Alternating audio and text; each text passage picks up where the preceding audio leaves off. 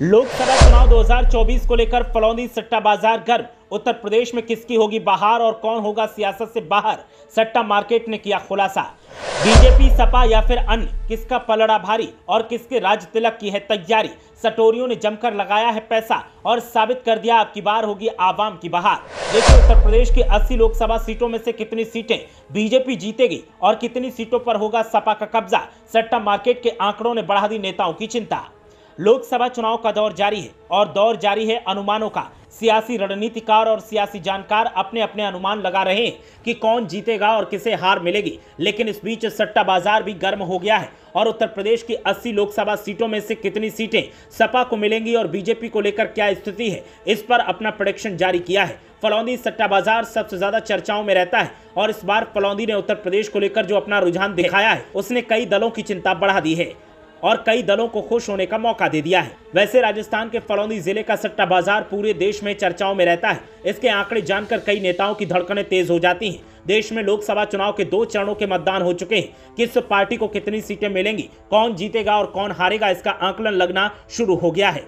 यहाँ के सट्टा बाजार में क्यों बोली लग रही है, इस पर सभी की निगाहें हैं। फलौदी सट्टा मार्केट बीजेपी को 335 से 340 सीटें देने का अनुमान लगा रहा है। यहाँ के आकलन के अनुसार देश में एक बार फिर भारतीय जनता पार्टी की सरकार बनने जा रही है। अनुमान के मुताबिक बीजेपी अपने दम पर ही बहुमत हासिल कर लेगी। फलौदी सट्टा बाजार के मुताबिक यूपी की 80 लोकसभा सीटों में से बीजेपी और उसके सहयोगी दल 73 से 75 सीटों पर कब्जा कर सकते हैं, तो वहीं यूपी में इंडिया गठबंधन के खाते में 5 सीटें जा सकती हैं। सट्टा बाजार के आकलन के मुताबिक बहुजन समाज पार्टी का इस बार चुनाव में खाता भी नहीं खुलेगा।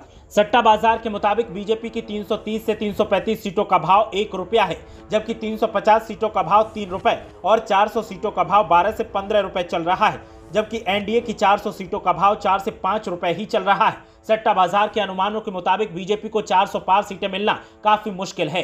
फलौदी सट्टा मार्केट ने कांग्रेस को 40 से 42 सीटें मिलने का अनुमान लगाया है। कांग्रेस केंद्र में इस बार भी सरकार नहीं बना पाएगी। 2019 के लोकसभा चुनाव में कांग्रेस को 52 सीटें आई थी। पिछले साल मई में कर्नाटक में चुनाव हुए थे। फलौदी सट्टा बाजार ने कांग्रेस को 137 और बीजेपी को 55 सीटें दी थी। नतीजों में कांग्रेस को 135 और बीजेपी को 66 सीटें मिली थी।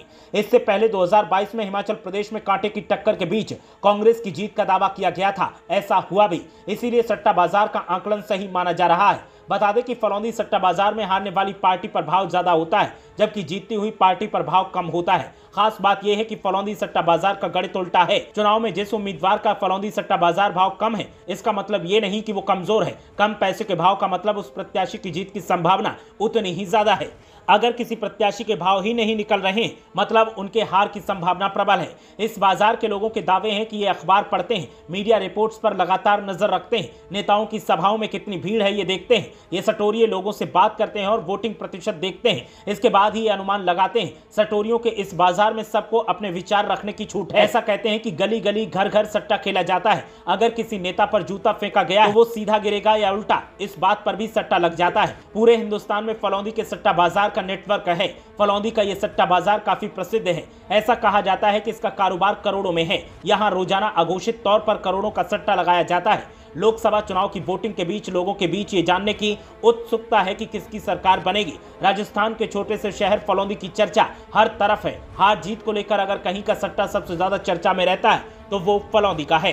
ब्यूरो रिपोर्ट, मीडिया हलचल।